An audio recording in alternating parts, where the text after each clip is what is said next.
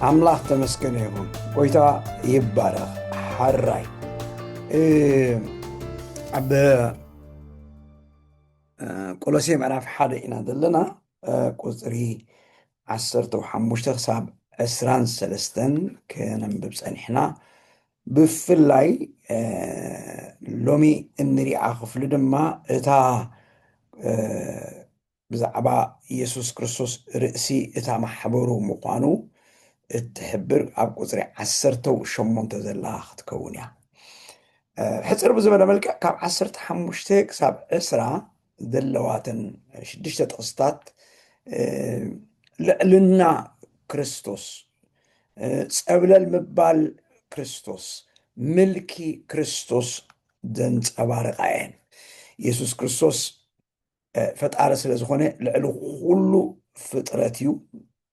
ኢየሱስ ክርስቶስ ልዑል ስለ ዝኾነ ልዕልታ ማሕበሩ ወይ ከዓ ልዕሊ ቤተ ክርስቲያን እዩ። ኢየሱስ ክርስቶስ ልዑል ስለ ዝኾነ ድማ ኣብ ምድሓን ድማ ልዑል ተራ እተፃወተ እዩ። ስለዚ ጳውሎስ እቲ ልዕልና ክርስቶስ፣ ፀብለል ምባል ክርስቶስ፣ እቲ ምልኪ ክርስቶስ እዩ ከንፀባረቕ ዝደሊ ዘሎ ኣብዘን ጥቕስታት እዚኣተን። ካብ ኩለን መልእኽትታቱ 13 መልእኽትታት ኣለዉ ሓድሽ ኪዳን። ካብ ኩለን መልእኽትታቱ ብፍላይ ስነ ክርስቶስ ብዝምልከት ኣብ ቆሎሴ ብዙሕ መጎቴ ኣፍሲሱ ኣሎ። ኢየሱስ ክርስቶስ ኣምላኽ ምዃኑ ከመልክት ወይ ድማ ኢየሱስ ክርስቶስ ኣምላኽ ምዃኑ ከርኢ ማለት እዩ። እቲ ከምኡ ዝገብሮ ዘሎ ድማ ደጋጊምና ኣብዚ ትምህርትና ንሪኦ ከም ዘለና እቶም ስሉኽ ኢሎም ዓትዮም ዘሎ መምሃራን ሓሶት ዝንፀባርቕዎ ዝነበሩ እንታይ እዩ?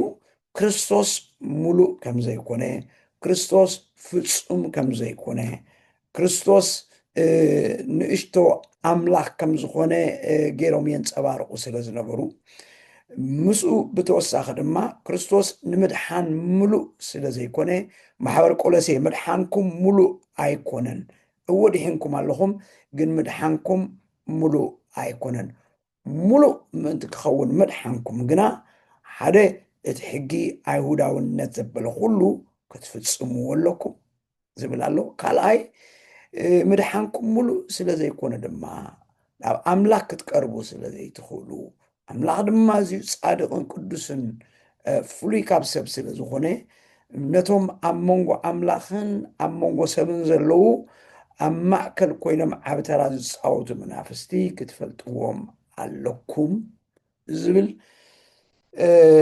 ፍልጠት ከንፀባርቑ ስለ ዝጀመሩ እዮም። ድሕሪኡን ኢልና ነርና ከምዚ ኣብቲ ዘበን እቲ ዝቃላቐል ዝነበረ ትምህርቲ ናይዞም ኖስቲሳውያን ዝበሃል ማለት ብፍላይ ንስጋ ብምሕሳም ወይ ከዓ ንስጋ ብምቕታል በቃ ብኡ ጌርካ ኢኻ ናብ ኣምላክ ክትቀርብ ትኽእል። ምክንያቱ ስጋ ካዚ ርኩስ እዩ፣ ርክሰት ተሰኪሙ ዘሎ፣ ርክሰት ፀይሩ ዘሎ፣ እግዚኣብሔርካ ፃድቕ እዩ፣ እግዚኣብሔርካ ፍፁም እዩ። ስለዚ ናብቲ ፍፁምን ናብቲ ቅዱስን ዝኾነ እግዚኣብሔር ክትቀርብ እንተ ደኣ ኮንካ ድማ እቲ ስጋኻ ክትገዝኦ ኣለካ፣ ክትመልኮ ኣለካ፣ ኣብ ልዕሊ ስጋኻ ሓይልን ስልጣንን ምልክል ክህልወካ ኣለዎ ዝብል ነገር የንፀባርቑ ስለ ዝነበረ ስለዚ ጳውሎስ እንተበቲ እንታይ ክገብር ዝፍትን ዘሎ ነዚ ንሳቶም ዝበተንዎ ትምህርቲ ኣእምሮ ማሕበር ቆሎሴ ከይበለለ ከሎ ብኣግኡ ምላሽ ይህብ ኣሎ።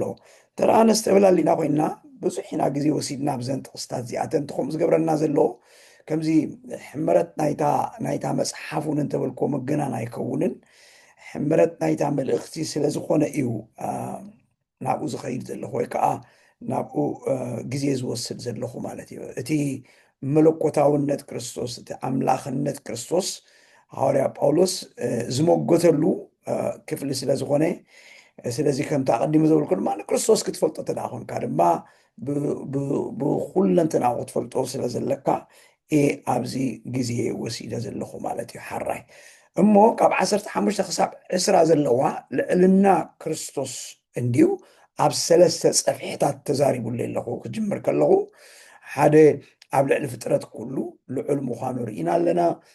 ሎሚ ድማ ኣብ ልዕሊ እታ ማሕበር ኣብ ልዕሊ እታ ቤተ ክርስቲያን ዝብል ድሕሪኡ ድማ እቲ ልዕልና ክርስቶስ ኣብ ልዕሊ ምድሓን ዝበሃል ሲ ብዘይክኡ ብዘይብኡ ካልእ ምድሓን ከምዘየሉ ድማ ክንርኢና ማለት እዩ። ግን ሎሚ ኣብታ ቁፅሪ 18 ዘላ 1:18 ዘላ ንሱ ነቲ ስጋኡ ድማ ርእሱ እዩ ማለት ኢሉ ተርጊምዎ ኣሎ ንማሕበር ማለት እዩ። ብኩሉ ነገር ቀዳማይ ምእንቲ ክኸውን ሲ ንሱ መጀመርታ እዩ፣ ካብ ምዉታት እውን በኩሪ እዩ። ብፍላይ ንሱ ነቲ ስጋኡ ድማ ርእሱ እዩ ማለት ንማሕበር እዛ ኣብዛ ሓደ ግዜ ኢና ግዜ ክንወስድ ሎማዓንቲ ማለት እዩ። ኣብዚ ጳውሎስ ሰብ ክርድኦ ብዝኽእል ኣገባብ ገይሩ ነታ ማሕበር ኣምላኽ ዝገልፃ ዘሎ ነታ ቤተክርስትያን ዝገልፃ ዘሎ ሕጂ ዚ ኣብ እምሮ ጳውሎስ እተቐመጠ ብምርሒት መንፈስ ቅዱስ ዝረኸቦ ስእሊ እዩ። ከምዚ ብቋንቋ እንግሊዝ ኣናሎጊ ይብልዎ። ከምዚ ምእንቲ ንሰብ ክርድኦ ብዝኽእሉ ቋንቋ ሰብ ክመሃሮ ብዝኽእል ቋንቋ ምእንቲ ክገልፅ ኢሉ እዩ ጳውሎስ ኮነ ኢሉ ኣካል ዝብል ስጋ ዝብል ነገር መሪፁ ዘሎ ማለት እዩ። ስለዚ ኣካል እንድሕሪ ወይ ከዓ ስጋ እንድሕሪ ኢሉ ሰብ ብቐሊሉ ክርድኦ ይኽእል እዩ። ስለዚ ንመረዳእታ ኢሉ ዝሰኣሎ ስእሊ እዩ። ርእሲ ክብል ከሎ ኣካል ክብል ከሎ ምእንቲ ንሰብ በቲ ናይ ሰብ ኣናቶሚ ወይ ድማ በቲ ናይ ሰብ ክፍልታት ኣፈጣጥራ ሰብ ብኡ ገይሩ ገሊፅዎ ኣሎ። ሕጂ ዝክርዳእና ዘለዎ እንታይ እዩ? ከምዚ እንታይ እዩ ዝገብሮ ዘሎ ጳውሎስ ነቲ መንፈሳዊ ስእሊ ናብ ባይታ ወይ ከዓ ንሰብ ናብ ክርድኦ ዝኽእል ቋንቋ የምፅኦ ኣሎ። ስለዚ ምናልባት ንሓንሳብ ንኸረዳኣና ኢሉ ንዘምፅኦ ስእሊ ንሓንሳብ ከምኡ ጌርና ክንወስድ ከለና ቁርብ ምድንጋር ክፈጥረልና ይኽእል እዩ። ግን ቃል ብቃሉ እንተደኣ ከምኡ ጌርና ተርጊምናዮ ኣበይዳ ኣሎ እሞ ምክንያቱ ስጋ እንተደኣ ኮይኑ ዝጭበጥ ክኸውን ኣለዎ፣ ዝድሰስ ክኸውን ኣለዎ፣ ዝተሓዝ ክኸውን ኣለዎ፣ ዝረአ ክኸውን ኣለዎ ኣብ ዝብል ሓሳብ ክንመፅእ። ግን ጳውሎስ ከም ስእሊ እዩ ዝስእል ዘሎ፣ ከም ሓሳብ እዩ ዝስእል ዘሎ ማለት እዩ። ስለዚ ክርስቶስ ልዑል እዩ፣ ክርስቶስ ላዕሊ እዩ፣ ክርስቶስ ፀብለል ዝበለ እዩ፣ ክርስቶስ ጎይታ እዩ ንምባል ኢሉ ተጠቕመሉ ስእሊ እዩ። እዚ ስእሊ እዚ ኣካል ወይ ድማ እዚ ስጋ ኢልዎ ዘሎ ማለት እዩ። ሕጂ እዛ ኣብዚኣ ዘላ ስጋኡ ኢልዋ ዘሎ ኣካሉ ይብላ ኣብ ካሊእ ኣብ ቆሮንጦስ ኬድና ቃል በቃላ። ምክንያቱ እዛ ኣብዚኣ ዘላ ስጋ እታ ኣብ መፅሓፍ ቅዱስ ስጋ ኢሉ ክዛረብ ከሎ ብክልተ መልክዕ እዩ ዝገልፆ፣ ብክልተ ኣረኣይ ዝገልፆ። ሓደ ስጋ ክብል ከሎ ምስ ኣተሓሳስባ ዝኸይድ እዩ፣ ምስ ዝኣካል ዘይኮነ፣ ምስ ዝጭበጥ ዝድሰስ ዘይኮነ ምስ ኣተሓሳስባ እዩ።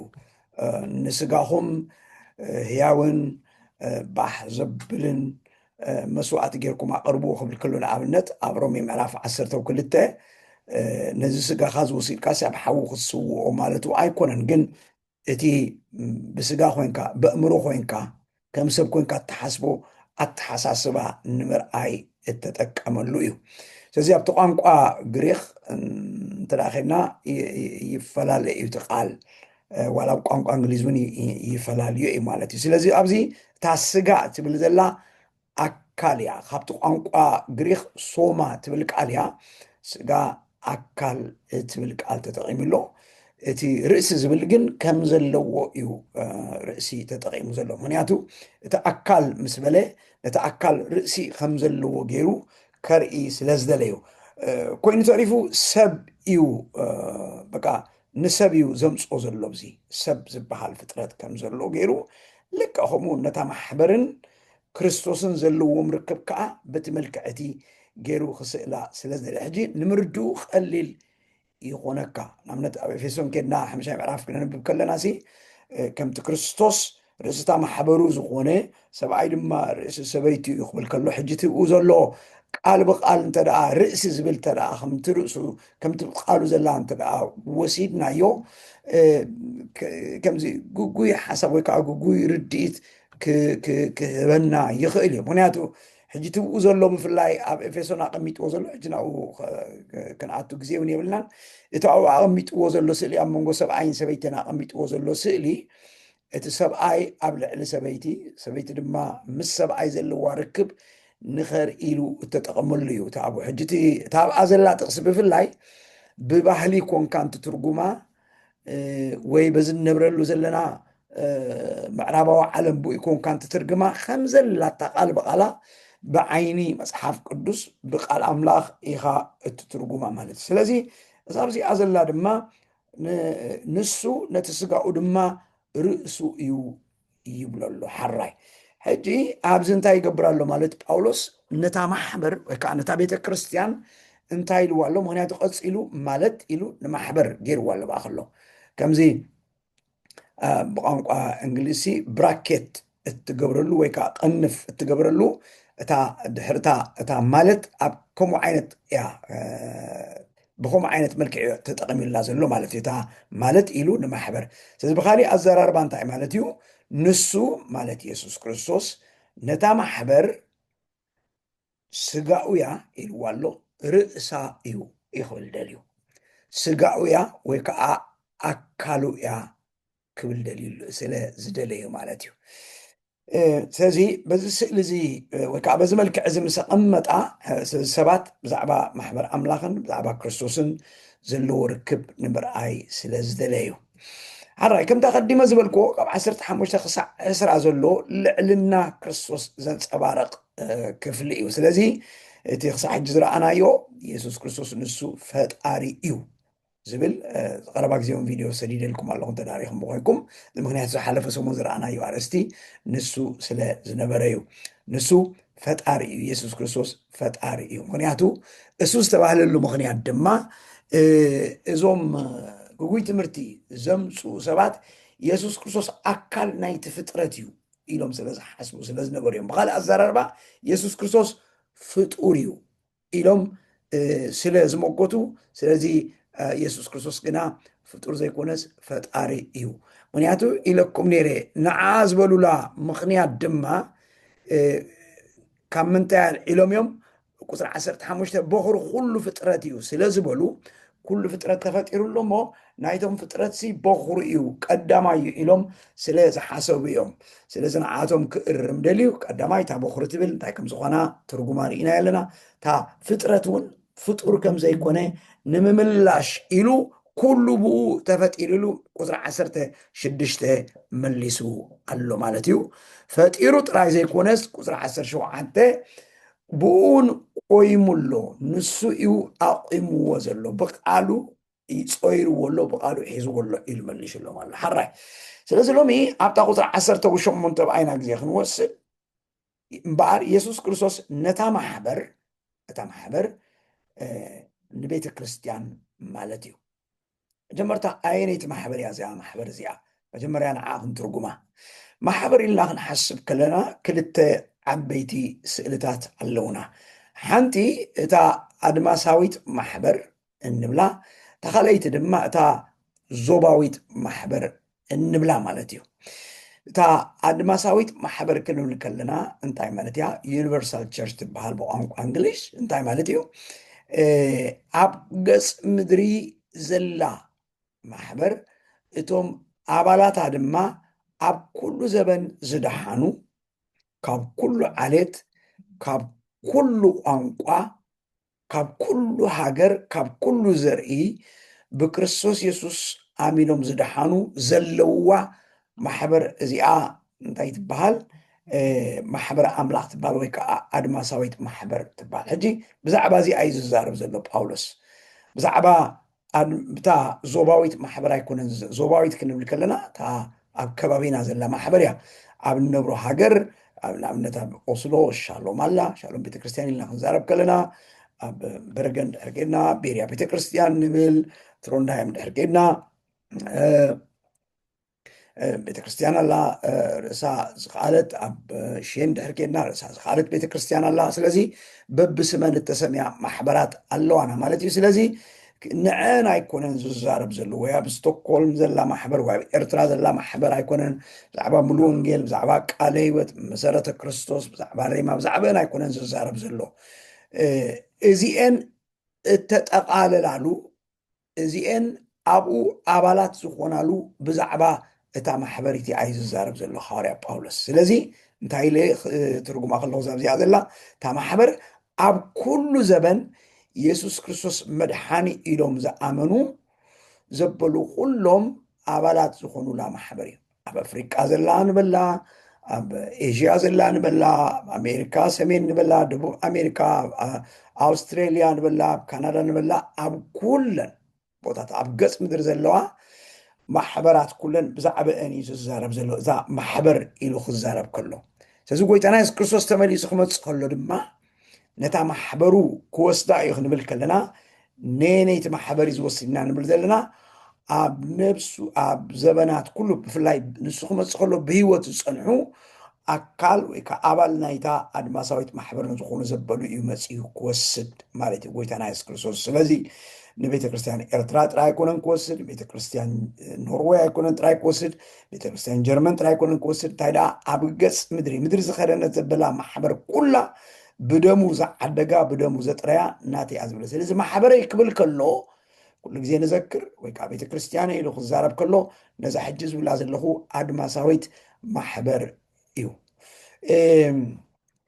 ሰብ ዳግም ክውለድ ከሎ ጎይታ ክቅበል ከሎ ባይ ዲፎልት ሽዑን ንሽዑን ማለት እዩ ሽዑን ንሽዑን ኣካል ናይዛ ኣድማሳዊት ማሕበር እዩ ዝኸውን ሽዑን ንሽዑን።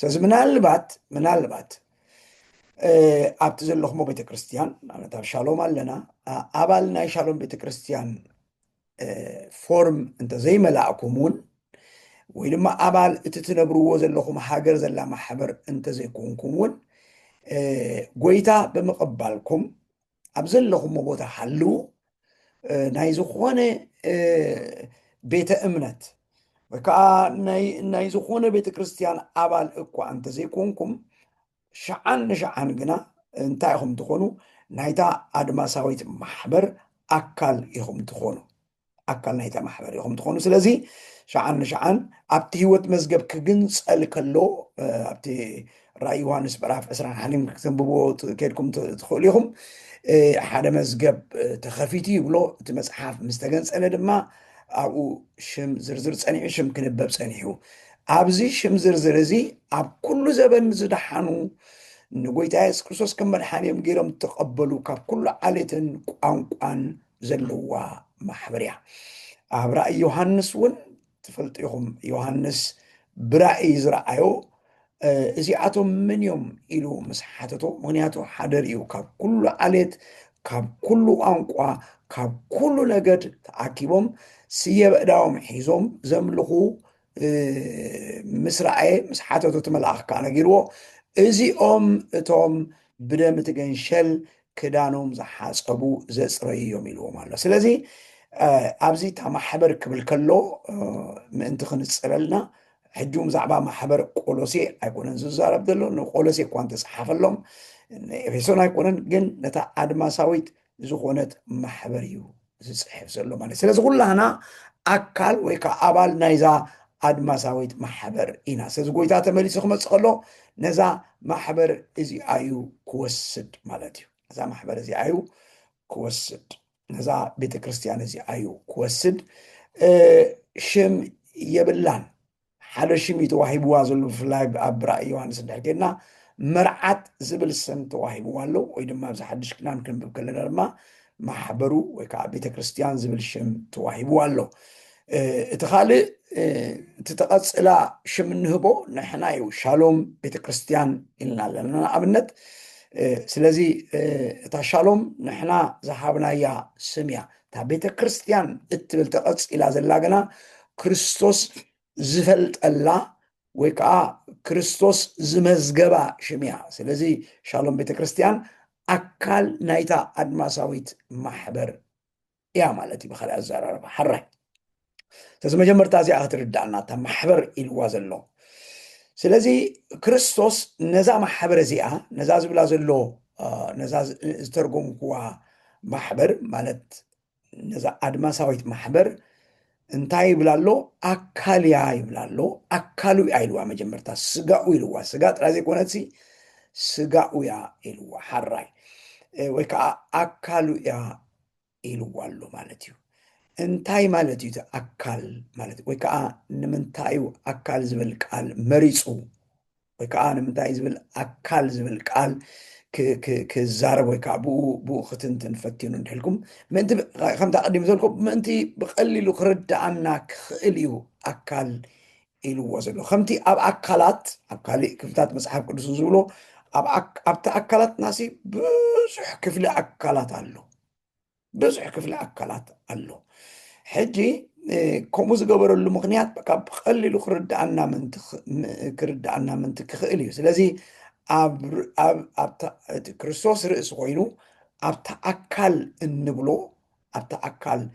እንብሎ ከዓ ብዙሕ እተፈላለየ ክፍሊ ኣካላት ኣሎ ስለዚ ኣብታ ማሕበር ኣምላኽ ከዓ ብዙሕ ጨነፍር ኣሎ ወይ ከዓ ብዙሕ ጫሌዳታት ኣሎ ክብል ስለ ዝደለዩ ኣካል ዝብል መሪፁ ዘሎ ማለት እዩ ስለዚ ኣካል ዝመርፀሉ ምክንያት ብቀሊሉ ምእንቲ ንምርዳእን ንምሕባርን እዩ ድሓር ንማሕበር ቆሮንቶስ ክፅሕፈሎም ከሎ ንምንታይ ኢኹም ትፈላለዩ ኣብ ማእኸልኩም ንምንታይ ዝምፍለለያት ይመፅእ ኣሎ ኢሉ ክብርሃሎም ከሎ ዓይኒ ስኒ ኢድ እንዳበለ ኣቐሚጥዎ ኣሎ ብቲ ስእሊ እንተዳ ኬድና ርኢናዮ ማለት እዩ ሕጂቲ ዓይኒ ኣለዋ ዲ ማሕበር ኣምላኽ ኢድ ኣለዋ ዲ ማሕበር ኣምላኽ እዝኒ ኣለዋ ዲ ማሕበር ኣምላኽ ሊተራሊ ቃል ብቃሉ እንተደኣ ተርጉምናዮ ንሱ ማለት ኣይኮነን ግን ኣብታ ውሽጢታ ማሕበር ኣምላኽ ተፈላለየ ኣካላት ኣሎ እሞ በዚ ስእሊ ዝገርና ድማ ንሕና ከዓ ኣብታ ኣካላት ኢና ክብል ስለ ዝደለዩ እዚ መሪፁ ዘሎ ማለት እዩ ኣብዚኣ ግን ስጋኡ ኢልዋ ኣሎ ወሲኹላ ኣሎ ድማ እንታይ እያ ተመልክት ናይ ዋንነት እያ ተመልክት ዋና እያ ተመልክት ማለት እዩ ስጋኡ ኢልዋ ኣሎ ስጋ ጥራይ ኣይኮነ ኢሉ ንሱ ነቲ ስጋ ወይ ድማ ንማሕበር ኣምላኽ ርእሲዩ ጥራይ ዘይኮነ እንታይ ደኣ ንሱ ነቲ ስጋኡ ኢልዋ ኣሎ ስጋኡ ማለት ታኡ እንታይ ክርኢ ስለ ዝደለዩ ዋናኣ ክርስቶስ እዩ ክብል ስለ ዝደለዩ ዋናኣ ክርስቶስ እዩ ብኸመይ ከዓ ዋናኣ ኮይኑ እንተደኣ ኢልና ነታ ማሕበሩ እንታይ ገይርዋ እንድሕር ኢልና ነታ ማሕበሩ ብገዛእ ደሙ እዩ ኣጥሪዋ ብገዛእ ደሙ እዩ ገዚእዋ ብገዛእ ደሙ እዩ ናቱ ገይርዋ ብውርቂ ዘይኮነ ብብሩር ዘይኮነ በልማዝ ዘይኮነ እንታይ ደኣ ብገዛእ ደሙ እዩ ነታ ማሕበሩ ኣጥሪዋ ስለዚ ነዚኡ ስጋኡ ወይ ከዓ ኣካሉ እትበሃለሉ ምክንያት ዋንነት ዘመልክት እዩ ስለዚ ኢየሱስ ክርስቶስ ጥራይ እዩ ነታ ማሕበር ናተዩ ዝብላ ካልእ ዋና ከም ዘይብላ ንኸርኢ ስለ ዝደለዩ ጳውሎስ ስጋኡ ኢልዋ ዘሎ ወይ ከዓ ኣካሉ ኢልዋ ዘሎ ስለዚ ንሱ እዩ በዓል ቤት ንሱ እዩ በዓል ዋና ንሱ እዩ ዓዲግዋ ንሱ እዩ ወናኒኣ ንሱ እዩ መላኺኣ ክብል ስለ ዝደለዩ ሓዋርያ ጳውሎስ እዚ ቃል እዚ ተጠቂሙ ዘሎ ማለት እዩ ስለዚ ተጠቂምላ ዘሎ ኮነ ኢሉ እዩ ጳውሎስ ስቁኢሉ እግረ መገዱ ዘይኮነ ደይ መደይ ኢሉ እታ ትብል ቃል እትዩላ ዘሎ እታ ትብል ፊደል ወሲኹላ ዘሎ ስለዚ እታ ማሕበር ጥራይ ዘይኮነት ማሕበሩ እያ ምክንያቱ ኣብ ምዕራፍ 17 ኣብ ወንጌል ማቴዎስ እውን ንማሕበረይ ኢሉሉ ሓቀይ ንማሕበረይ ኣብዛ ከውሒ እዚኣ ክስርታ እየ ኢሉሎ ንማሕበረይ ትብል ኣላታ ሳውን ናይ ዋንነት እያ ተመልክት ስለዚ ገና ክስርታ ክብል ከሎ ከጥርያ ከም ዝኾነ ክዕድጋ ከም ዝኾነ ክዛረብ ከሎ ንማሕበረይ ኣነኤ ዝስርታ ክብል ስለ ዝደለዩ ስለዚ ሕፅር ብዝበለ መልክዕ ነታ ማሕበር ኣምላኽ ዋናኣ ጎይታ እዩ ዋናኣ ጎይታ። ሕጂ ብዛዕባ ዋንነት ጥራይ ዝዛረብ ዘለኹ ርእሲ ካልእ ነገር እዩ ዘመልክት። ሕጂ ብዛዕባ ዋንነት እየ ዝዛረብ ዘለኹ ብዛዕባ በዓል ቤት ምዃን፣ በዓል ርእሲ ምዃን፣ ወናኒ ምዃን ማለት ስለዚ ናተይ ክብል ዝኽእል ዋላ ሓደ ኣካል የልቦን። ናተይ ክብል ዝኽእል ዋላ ሓደ ኣካል የልቦን። ንሱ እዩ ናተይ ኢልዋ ብገዛእ ደሙ እዩ ኣጥሪዋ ኣብ መስቀል ቀራንዮ ደሙ ኣብሲሱ ኣብኡ እዩ ወሊድዋ ነታ ማሕበሩ ማለት እዩ ነታ ቤተክርስትያን ትበሃል በዚ መገዲ እዚ እዩ ገይርዋ። ስለዚ ኣካሉ እያ ኢና ንብል ዘለና ስጋኡ እያ ዝብል ቃል ተጠቂሙሉ ማለት እዩ። ስለዚ ሓደ እንታይ እዩ ዘመልክት? ዋንነት እዩ ዘመልክት እቲ ስጋኡ ዝብል ቃል። ካልኣይ ድማ እቲ ምትሓዝ እዩ ዘመልክት።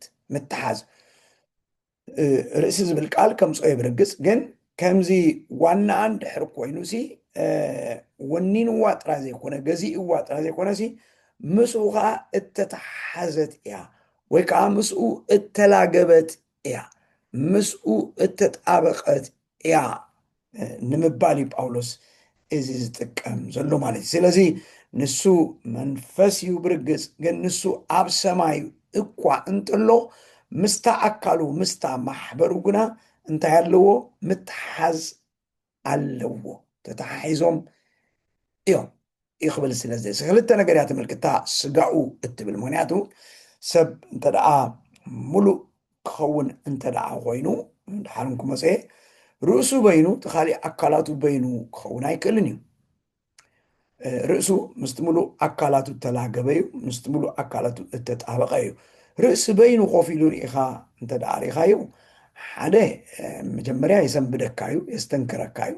ካልኣይ ድማ ሂወት እውን ክህልዎ ኣይክእልን ርእሲ በይኑ እንተደኣ ኮይኑ። ስለዚ ግድነት እዩ ርእሲ ምስቲ ኣካላት ክጣበቕ ማለት እዩ። ስለዚ እታ ጳውሎስ ስጋኡ ክብል ዝመረፀላ ምክንያት ንዓኤ ዝትንትን ዘለኹ ወይ ከዓ ንዓኤ ትርጉም ዘለኹ ብክልተ መገዲ እዩ። ሓደ ዋና ምዃኑ፣ ካልኣይ ድማ ምስኣ እተጣበቀ ወይ ከዓ ምስኣ ተላገበ ወይ ከዓ ምስኣ እተተሓሓዘ ምዃኑ ይኽሕብር ደልዩ።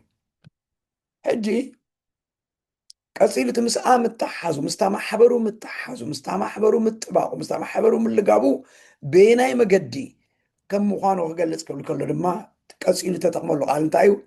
ርእሲ ኢልዎ ኣሎ። ርእሲ ዝብል ቃል ተጠቂሙሎ ማለት እዩ። ሓራይ ንምንታይ እዩ ርእሲ ዝብል ዘሎ? እቲ ርእሲ ዝብል ቃል እንታይ እዩ ዘመልክት? ስለዚ ኣብኡ ኢና ግዜ ክንወስድ። እቲ ርእሲ ዝብል ቃል እንተወሓደ እቲ ርእሲ ዝብል ቃል ገለ ሰለስተ እንተርኪብና ድማ ኣርባዕተ ነገር ክንርኢ ኢና ርእሲ ዝብል ሓሳብ ወይ ከዓ ርእሲ ዝብል ቃል ክንሪኦ ከለና ማለት እዩ። ሓራይ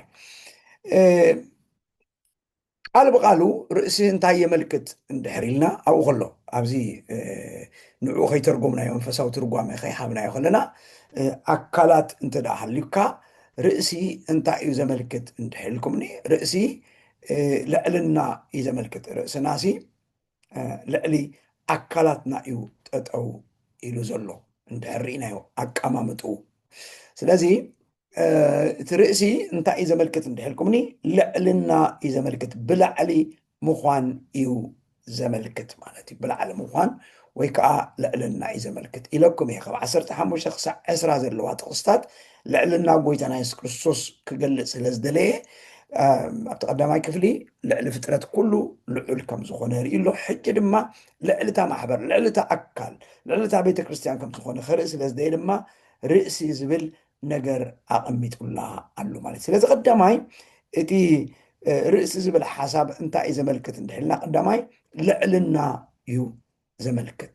ብካልእ ኣዘራርባ የሱስ ክርስቶስ ልዕልታ ማሕበሩ እዩ ዘሎ ኢና ንብል ዘለና። ሕጂ እዚ ርእሲ ምዃን ወይ ከዓ እዚ ልዕልና ምዃን ማለት እንታይ ማለት እዩ? ወይ ከዓ ምስ ምንታይ ተተሓዘ እንተደኣ ኢልኩምኒ ንሱ ቀዳማይ ብላዕሊ ኮይኑ እዩ ዝርአያ ክብል ስለ ዝደለየ እዩ ጳውሎስ ብላዕሊ ኮይኑ እዩ ዝርአያ። ሕጂ ቃል ብቃል ርእሲ ኣብ ልዕሊ እቲ ካሊእ ኣካላት ስለ ዘሎ ነቲ ካሊእ ኣካላት ክርኢ ከሎስ ደኒኑ እዩ ዝርኢ ማለት እዩ። ስለዚ ኢየሱስ ክርስቶስ ልዕልታ ማሕበሩ ይኽብል ከሎ ብላዕሊ ኮይኑ እዩ ዝርያ ብላዕሊ ኮይኑ እዩ ዝጥምታ ብላዕሊ ኮይኑ እዩ ዘንጃብብ ሕጂ እቲ ብላዕሊ ኮይንካ ምርኣይ ድማ እንታይ ይሕግዝ ወይ ከዓ እንታይ ይጠቅም እንተደኣ ኢልኩምኒ እቲ ብላዕሊ ኮይንካ ምርኣይ ኩሉ ክትርኢ እዩ ዝገብረካ ንኩሉ ክትጥምት ንኩሉ ክትዕዘብ እዩ ዝገብረካ ሕጂ ኢየሱስ ክርስቶስ ርእስታ ማሕበር ኮይኑ ኣብ ልዕሊኣ ኮይኑ ነዛ ኣብ ቁስሎ ዘላ ማሕበር ጥራይ ዘይኮነሲ ብሓንሳብ ኩሉ ቦታ ስለ ዝነብር ኣብ ላዕሊ ኮይኑ ንመላእ ኣብ ገፅ ምድሪ ከዲና ዘላ ማሕበሩ እንታይ ይገብራ ይርያ ማለት ብላዕሊ ኮይንካ ምርኣይ ማለት ብላዕሊ ኮይንካ ምስ ትርኢ ድማ ነገራት ክትገብሮም ትኽእል ኢኻ ክትቆፃፀሮም ትኽእል ክትኣልዮም ትኽእል ኣብያሎት ድኻም ኣብያሎት ምብርታ ኣብያሎት ፅቡቕ ኣብያሎት ዘይፅቡቕ ኣብያሎት ሰናይ ኣብያሎ ዘይሰናይ ክትርኢ እንተ ደኣ ኮንካ ኩሉ ግዜ ኣብ በረኽቲ ወይ ከዓ ኣብ ልዕል ዝበለ ቦታ ኮይንካ ክትርኢ ኣለካ